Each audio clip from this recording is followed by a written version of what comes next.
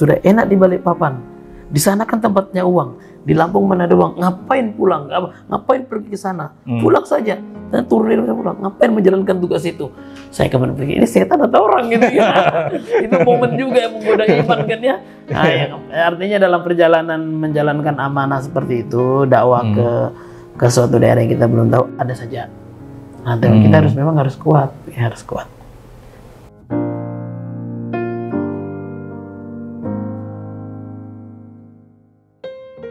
Assalamualaikum warahmatullahi wabarakatuh. Selamat datang di channel BMH TV bersama saya Melki Satria, saluran yang cerdas menggerakkan. Dan biasanya teman-teman, kalau kita menyampaikan ayat, 1 ayat, 2 ayat, itu sudah biasa. Bagaimana jika ada seseorang dai yang menyampaikan ayat dari rumah ke rumah dan itu dilakukan selama puluhan tahun? Maka dari itu kita akan berbicara dengan tamu kita pada sore hari ini bersama Ustadz Sholihun. Assalamualaikum Ustadz. Waalaikumsalam warahmatullahi wabarakatuh. Bagaimana kabarnya Ustaz? Alhamdulillah. Alhamdulillah. Baik, sehat. Ini di sela-sela kesibukan Ustaz, terima kasih banyak sudah menyiapkan waktu di sini. Sama-sama. Karena saya tahu besok sudah harus terbang lagi Ustaz ya. Insya Allah. Jadi harus kita tuntaskan pada hari ini untuk obrolan kita. Karena kita tahu Ustaz ya, di Hidayatullah itu dakwah itu adalah sesuatu yang sudah biasa dan menjadi rutinitas bagi kadernya Ustaz ya. Siap. Nah, maka dari itu setahu saya nih Ustadz Sholihun itu adalah seorang dai yang juga berdakwah dari tahun 90-an Ustadz ya? 2000-an. 2000-an ya. 2000-an itu dimulai dari Balikpapan, lalu ditugaskan dakwah ke Lampung, dan setelah itu ditugaskan dakwah ke Kalbar. Oke, kita akan cari tahu nih cerita-cerita seperti apa kisah dakwah beliau di masing-masing daerah Ustadz ya. Insya Allah. Oke. Ini berawal dari tahun berapa dulu Ustadz? Kita flashback beberapa tahun dari kuliah, sekolah di mana di awalnya Ustadz? Saya secara pribadi sekolahnya di Hidayatullah Balikpapan. Hidayatullah Balikpapan. SD, SMP, SMA? SMP, SMA. SMP, SMA. Insya Allah. Lulus begitu. Ya, qadarullah, takdirnya tidak kuliah ini. Wah, tidak kuliah, tapi belajar beberapa hal terkait dengan ilmu dakwah dan Al-Quran. Sekitar tahun 2000-an mendapatkan amanah untuk bergabung dengan satu lembaga dakwah yang ada di Balikpapan, namanya Dakwah Center. Dakwah Center. Nah, okay. Dakwah Center, sebuah lembaga dakwah yang hanya mengurus bidang dakwah saja. Contohnya gimana itu? Contohnya, ya kita punya amanah untuk dakwah dari masjid ke masjid misalnya. Dari masjid ke masjid yang kita fasilitasi adalah taklim dan khutbah Jumat. Kita fasilitasi. Jadi ada masjid pinggiran misalnya, tidak ada khotibnya, tidak ada guru ngajinya. Kisahnya kemudian kita ngambil di masjid kota yang banyak saldonya. Kita jadikan masjid pedesaan ini menjadi binaannya masjid kota. Jadi kita hadirkan dai untuk kemudian transport dainya diberikan oleh masjid kota. Kita carikan imam, nanti imamnya dari masjid kota. Nah, begitulah perkisaran dengan itu. Berarti tugas dari lembaga ini adalah mengatur dakwah supaya bisa hidup di masyarakat, terutama persyarat yang di pinggiran kota. Karena masjid yang di desa-desa itu tidak memiliki dana yang cukup.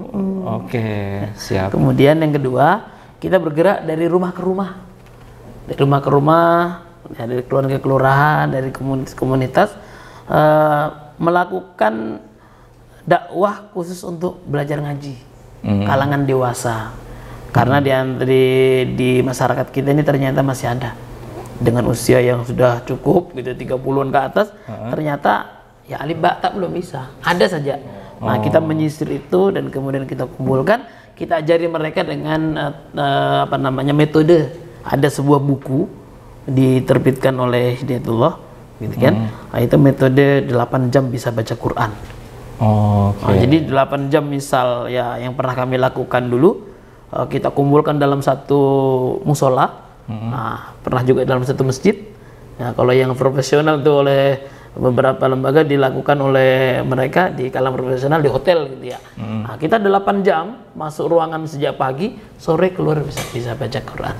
Alhamdulillah ini peminatnya cukup banyak dan terbangun majelis taklim yang cukup banyak sehingga kita mengelola itu dengan mualimnya nanti ada dari ibu, untuk ibu, ada dari bapak-bapak khusus untuk para ikhwan bapak-bapak. Jadi itu yang kita manajemen nih hingga ya cukup mungkin sekitar 10 tahunan ya, dari 2005 sampai 2015. Itu lumayan lama Ustaz, 10 tahun ya? Alhamdulillah. Lingkupnya lingkup mana aja Ustaz, daerah mana aja di untuk mengajar ngaji itu? Nah, kita kalau di sana di sekitaran Balikpapan saja.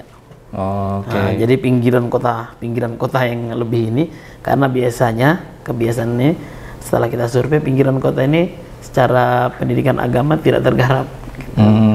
Jadi ini yang kita bantu lah ya, kita bantu untuk menumbuhkan daya minat untuk kemudian mereka lebih dekat kepada agama gitu.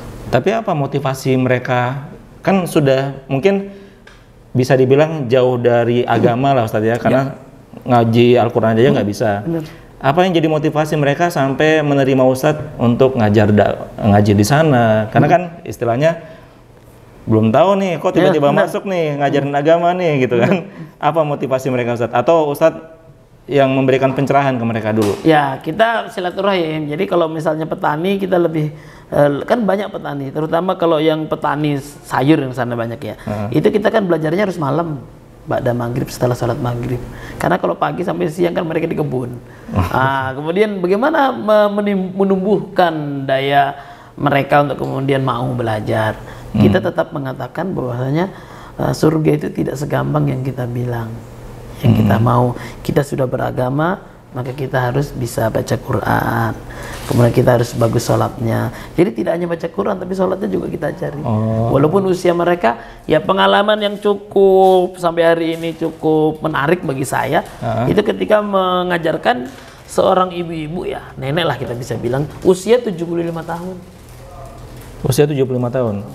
Masih bisa dia mulai dari alif bata sampai iya. Nah, cuman durasinya tidak mungkin 8 jam ya. Cukup lama tetapi akhirnya bisa. Itu pengalaman spiritual tersendiri gitu ya. Karena kita juga harus sambung doa gitu-gitu, motivasinya beda lah ya. Nah, jadi ada aja momen-momen yang kemudian kita ini harus lebih semangat memberikan motivasi kepada mereka. Karena ada saja yang kemudian mereka itu futur. Bosan gitu kan ya. Ya pinter-pinter para guru lah, dan inilah yang kami lakukan di dakwah, bagaimana menyemangati para mualim, guru-guru yang masuk di pedesaan begitu, bagaimana menyemangatinya, bagaimana menyemangati para dai yang khutbah Jumat gitu di dalam karena tidak semua orang mau seperti itu. Tidak semua orang mau, sehingga terkadang ketika kita menjadwal, Ustaz tolong ke sana ini gitu kan. Ada aja mereka benturan nih gitu, ada aja gitu. Tapi itu biasa dalam kehidupan kita, sehingga mekanismenya ini yang cukup berat. Tapi alhamdulillah. Ada berapa dai Ustaz di dakwah center itu Ustaz? Dakwah center kita dai-nya 150 dai. Masya Allah. 150 dai ya? Ya, harus kita ini kelola. Jadi mulai yang dari pedalaman sampai yang level tablik akbar, kita siapkan nanti itu. Supaya yang merasakan dakwah itu bukan hanya yang di perkotaan. Di perkotaan. Oke. Kita masuk ke selanjutnya, itu dakwah center 10 tahun. Tiba-tiba ditugaskan ke pulau yang memang jauh sekali dari asalnya, ke Lampung. Daerah Sumatera ya Ustaz ya? Sumatera, ya di Pulau Sumatera, di Provinsi Lampung. Kita mendapatkan amanah ya, saya bersama keluarga. Nah ini berangkat nih, ya. Ini tiketnya. Tahun berapa Ustaz? 2015. Oke. 2015. Ya. Ini tiketnya sama anak istri berangkat. Nah, sempat bertanya juga, anak saya lanjut sekolah di mana? Ada di sana Ustaz. Berangkatlah kita ke sana. Saya penasaran sebentar Ustaz. Ketika Ustaz diutus ke Lampung, Ustadz dai-dai lain yang di sana ada momen pengutusan ke daerah lain juga, atau hanya Ustadz sendiri saja?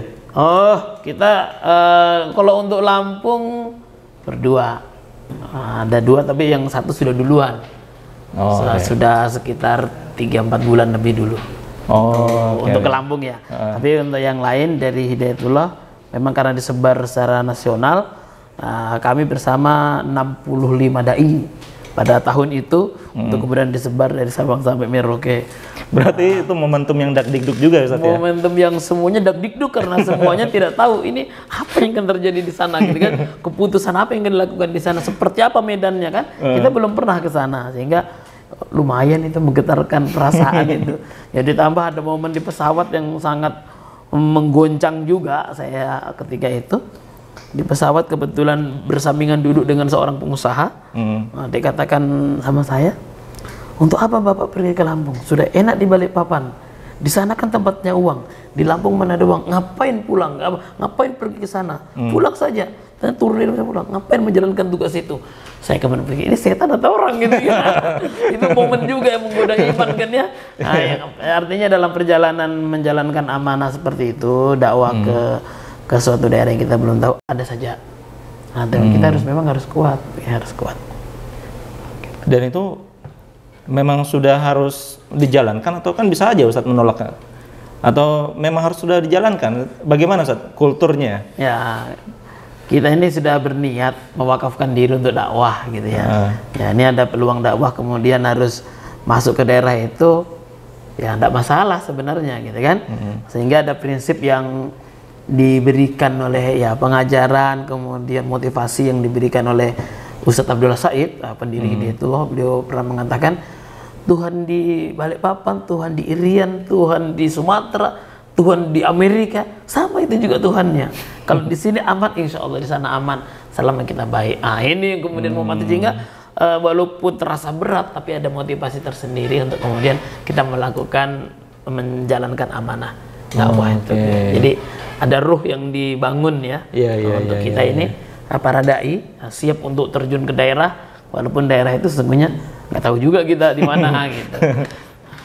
Berarti berangkatlah itu ya bersama keluarga. Keluarga langsung. Anak sudah berapa waktu itu Ustaz? Anak saya 6. 6 saat itu. Saat itu. Wah, yang dibawa pada saat itu usia 6 bulan, yang terkecil. Ya, pada saat berangkat itu anak saya usia 6 bulan. Karena kalau pindah lokasi itu kan banyak sekali yang diurus ya. Kalau seandainya anaknya sudah ada yang sekolah, harus ngurus perpindahan sekolahnya juga gitu kan. Bener. Dan itu lumayan berat ya. Iya, secara rasa lumayan gitu kan. Tapi coba untuk kemudian kita jalani, ternyata Allah itu tadi itu Maha Adil. Nah, dari perpindahan sekolah itu ketika kita komunikasi dengan sekolah baru, alhamdulillah Allah mudahkan itu. Hanya ditanya mana ininya, ya kita sampaikan ke sekolah lama seperti ini prosedurnya. Alhamdulillah Allah mudahkan itu. Walaupun ya kemarin itu sempat ada mengatakan ini lintas provinsi agak berat loh. Nah, kita hanya bertanya gimana prosedurnya. Alhamdulillah itu ada ungkapan-ungkapan dari sekolah itu. Tak apa-apa Ustadz, kami aja ngurus. Ustadz konsentrasi ke pondok saja. Itu kan belum pernah kita dapat ya, belum pernah kita dapat, tetapi tidak sengaja itu mendapatkan itu. Oke. Gimana Ustadz di Lampung? Secara kultur kan berbeda Ustadz ya dengan Balikpapan. Oke, di Lampung di sana sudah ada fasilitas yang sudah Ustadz dapatkan mungkin. Oh ini medan dakwahnya di sini, rumah Ustadz di sini. Nanti pesantren yang mau dibina yang ini atau gimana Ustadz di sana? Ya. 2015 Medan Lampung memang baru sekali diinjak. Ada satu momen yang mungkin ada 10 kilo. Lumayan itu masih gelap lah ya. Ada masjid tapi tidak terurus. Nah, kemudian ada beberapa orang situ tapi tidak kuat untuk melakukan dakwah. Akhirnya saya datang lah gitu kan, menemui yang takmir masjid ini. Kita bikin majelis lah gitu, ngaji sepekan sekali. Apa yang bisa kita ajarkan, nanti kita ajarkan. Tetap penawaran 8 jam.